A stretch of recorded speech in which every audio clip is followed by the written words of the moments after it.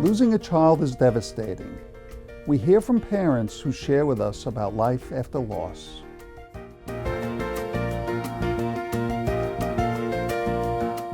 And Dr. David Crenshaw from the Children's Home of Poughkeepsie joins us to discuss Children of Fury. A lot of times when kids start to act out, they're looking for some kind of nurturance or affirmation. It's amazing how just listening to kids is a very calming thing.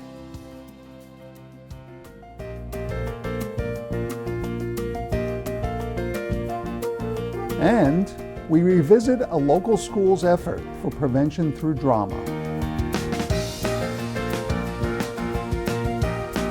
Hello, I'm Art Flesher from Suffolk County Health Department's Division of Community Mental Hygiene. I'm your host for Something of Substance, our monthly video magazine. Welcome back. Each month we show how substance abuse, mental illness, and developmental delays affect you, your kids, and also your community. We'll also give you a few examples of how services in Suffolk County help people find the inner resources they need to tackle their problems. Before, addiction and depression kept me from living my life. And now, every step I take in recovery benefits everyone. There are many options that make the road to recovery more accessible. It begins with the first step. Join the Voices for Recovery.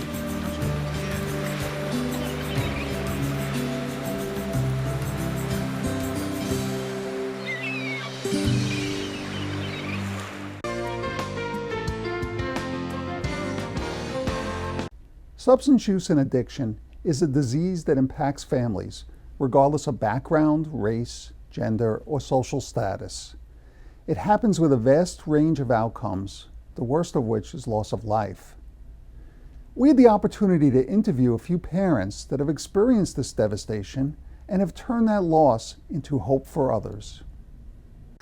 Timothy was our only son, 23 years old. He passed away from a heroin overdose after struggling with a prescription and heroin drug addiction.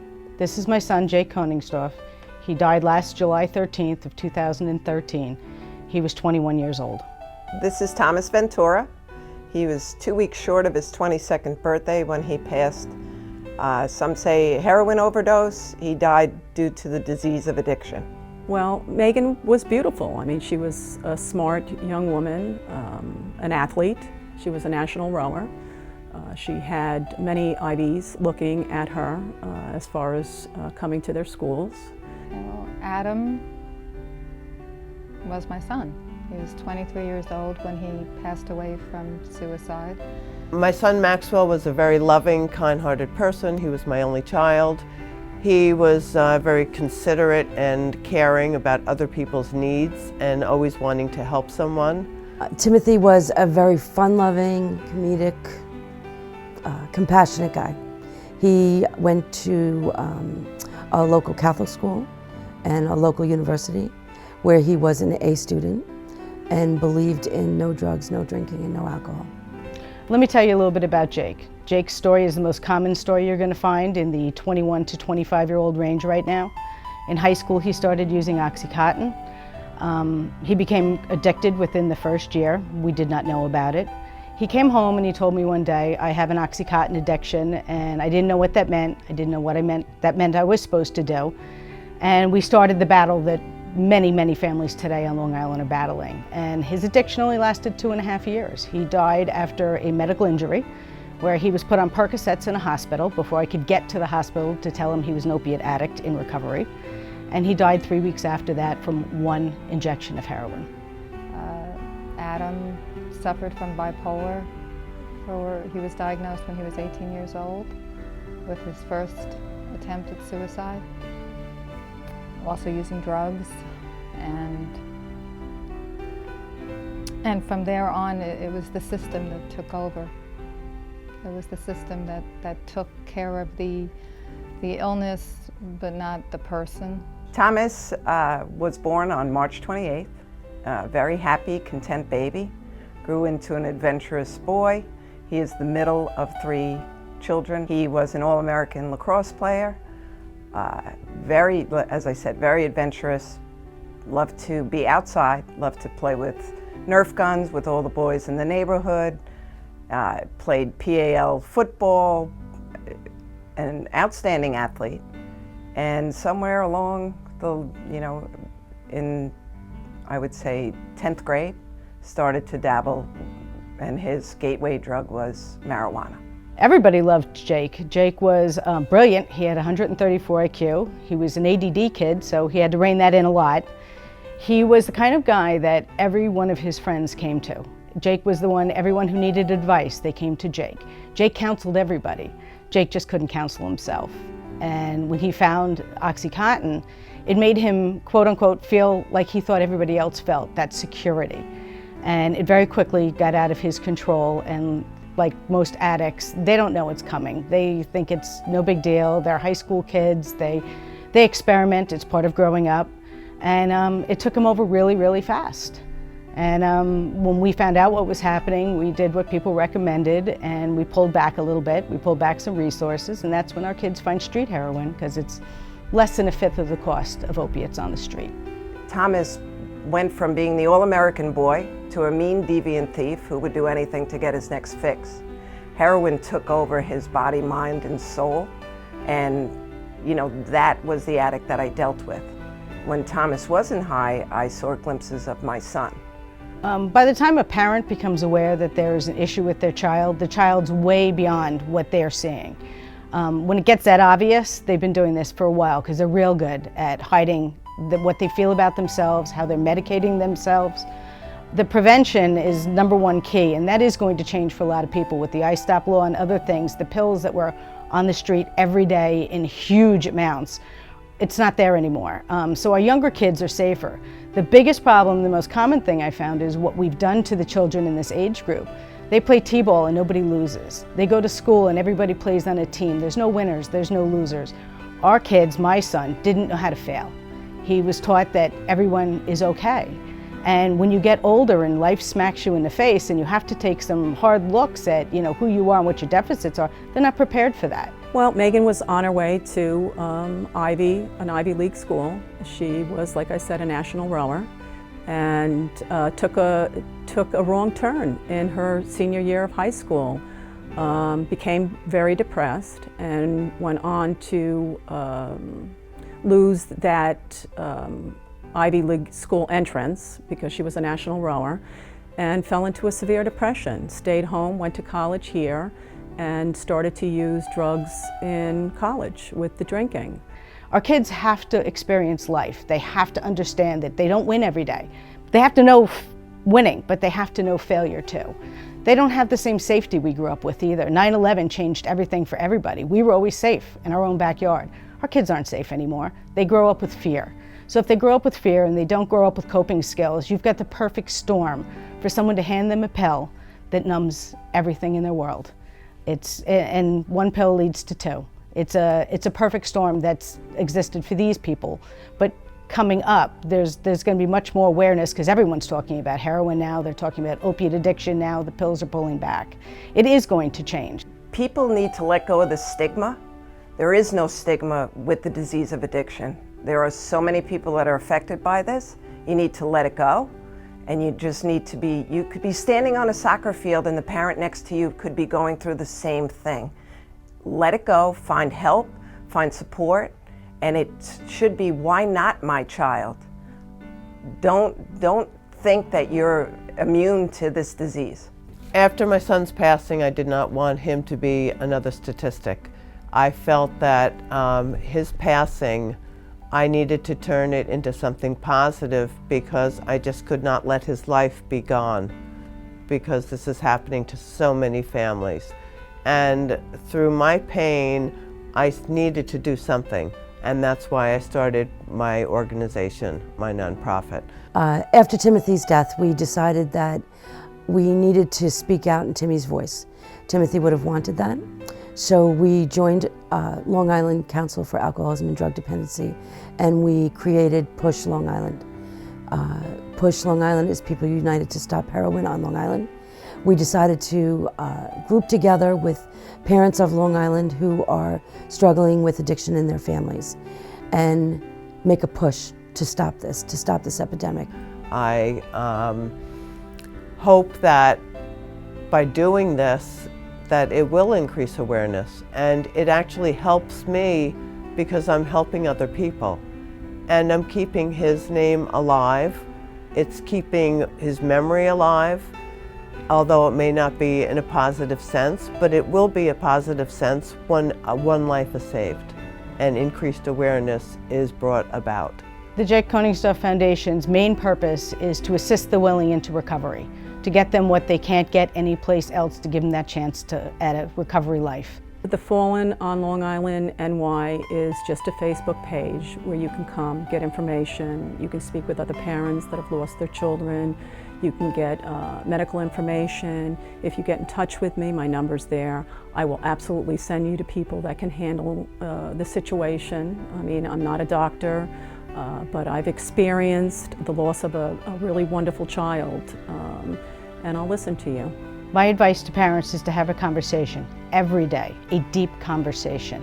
Let them talk to you and then listen again to what they just said to you. No, well, the message I want to get out is this is a pandemic, not an epidemic. It's all over the world. I get calls from all over the world to Adam's Hope House. You could find that on Facebook also. And the message is that it could be your child, it could be your brother, it could be your sister. It has no boundaries. It crosses everything. Mental illness, drug abuse, the heroin epidemic. It's real. You have to listen to your children. They're telling you. You just really have to pay attention to their words because they are telling you what's going on. And we tend not to we don't want to really hear those words, the pain and the suffering and the stress, but they're real and they can't be ignored because you will wake up one day and your child won't be there. And then you'll be going through your head saying, wait a minute, I should have paid attention to this. I should have heard him, her, when they said this. It's in those moments, you can't get them back. We would like to thank all of these parents for sharing their experience. We're hoping that their stories can provide other parents and families with awareness to prevent future tragedies from occurring. For more information on the mentioned resources and other resources for help and prevention, please call us at area code 631-853-8500. Up next, we have an informative interview with Dr. David Crenshaw to discuss the topic Children of Fury. We'll be right back.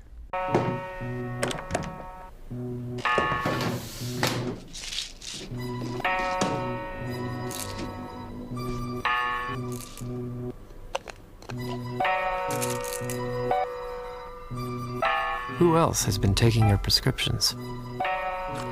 Keep your medicine and your family safe and secure. Mind your meds. To learn how, visit the partnership at drugfree.org.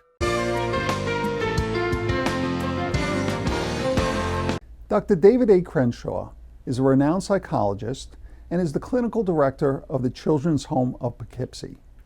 He's the author of many books and is nationally known for his work on play therapy with angry and aggressive children. We were able to speak with him at a recent children's training conference where he shared some of his expertise. Dr. Crenshaw, thank you for joining us today. Thank you, Art, for having me.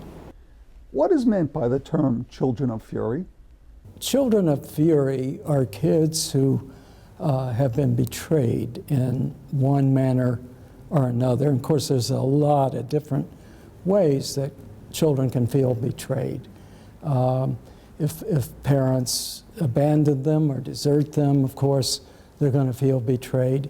Or even if a parent dies, sometimes the child emotionally feels they've been deserted. So sometimes those children are very, very angry and need opportunities to talk about it and to understand that these are normal kinds of feelings, and they tend to diminish over time as they appreciate more and more what death is all about. And obviously the parent most often doesn't have a choice about leaving this world. Dr. Crenshaw, are there any tools parents can utilize to manage the behavior of children of fury and prevent meltdowns? There's a large group of angry kids that can be helped by just simply tightening the structure and giving clear expectations, rewards, and consequences that the child understands and it's predictable. They know what's coming, either in terms of reward or consequence. The kids who have these difficulties developmentally because of some neurological dysfunction, the rewards and consequences approach doesn't work. That's where the parent has to actively, and the teacher, actively try to redirect the child. And sometimes humor is a valuable tool with those kids. Sometimes doing something kind of absurd or silly can throw them off track so that they don't go all the way to meltdown. Dr. Crenshaw, are there any recommendations you can make to parents which might help them prevent the progression of a child of fury? There are two things I would recommend to parents when you have a child who builds up to this point of explosion and then something really destructive happens. Number one, the earlier you intervene, the better, because things like humor and distraction and redirecting them to something constructive may not work later on as the child gets more and more infuriated. But if you pick up on it early, often that will enable the child to avoid going through that meltdown, which is awful for both the child and the family. And the other thing I would say is that a lot of times when kids start to act out, they're looking for some kind of nurturance or affirmation. It's amazing how just listening to kids is a very calming thing.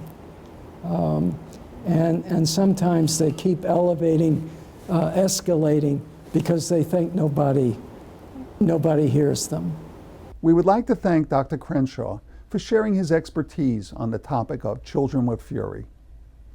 Up next, we revisit the archive segment on prevention through drama. Stay tuned.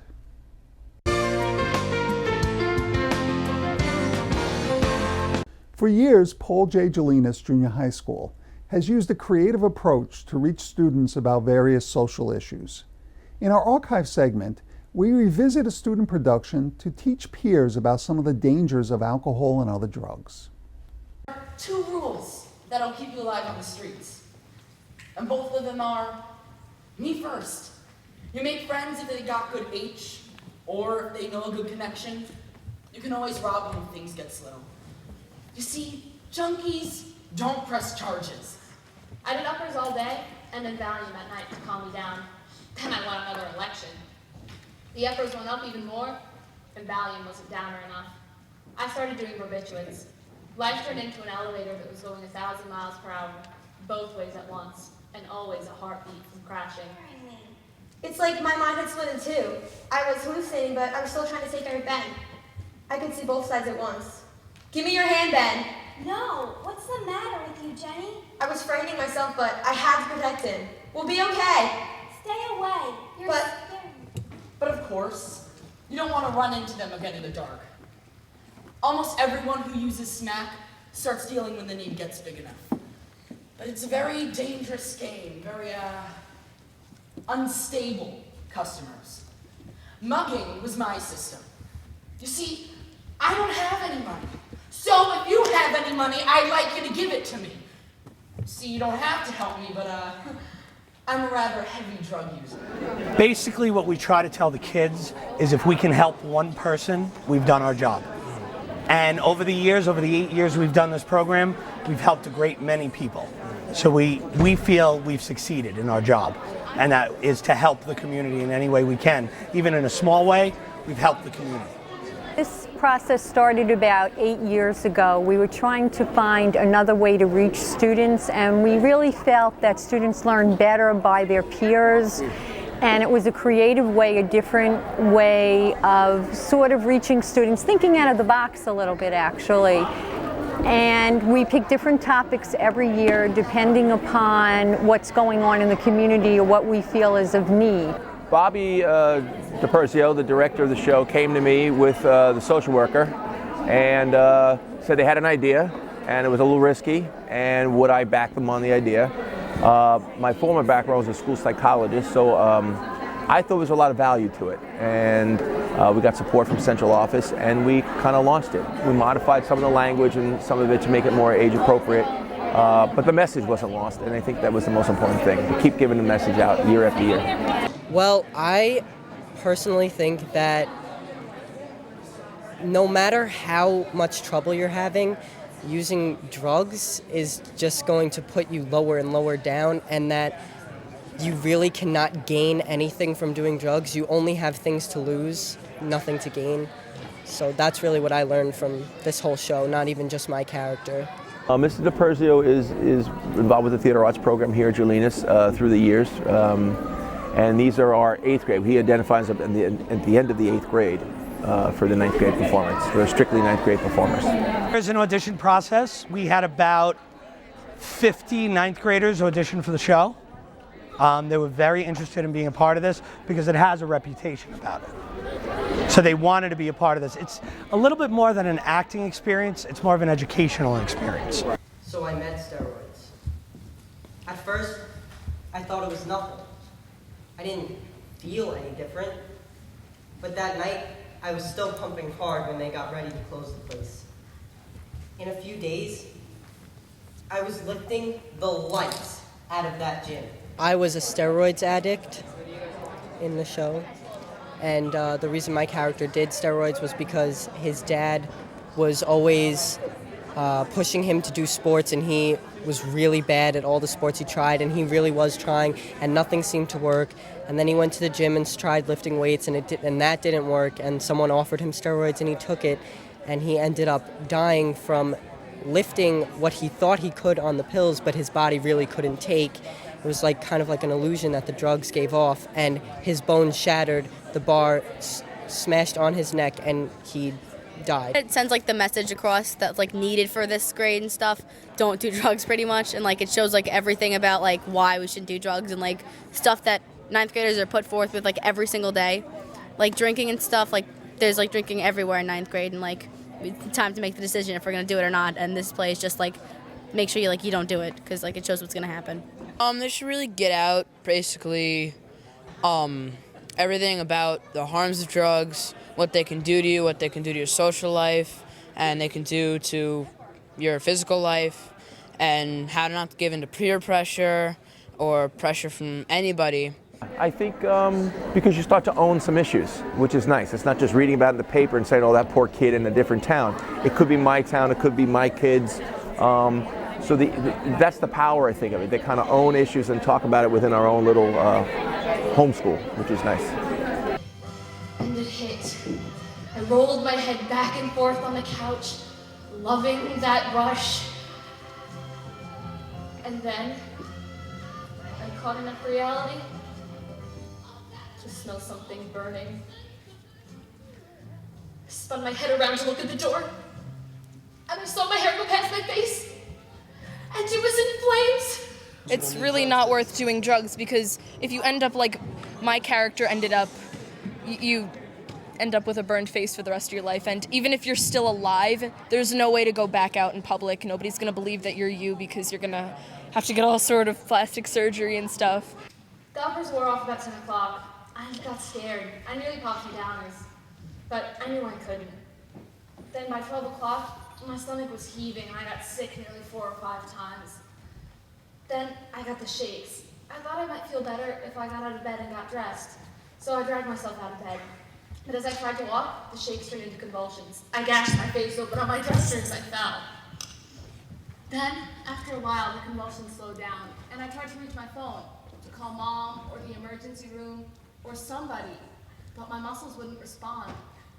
I remembered crisis lines, posters at school, people saying they wanted to help, saying it was dangerous trying to quit alone, but I couldn't move enough to reach my phone. My character is kind of an overworked student who turns to drugs to deal with her life.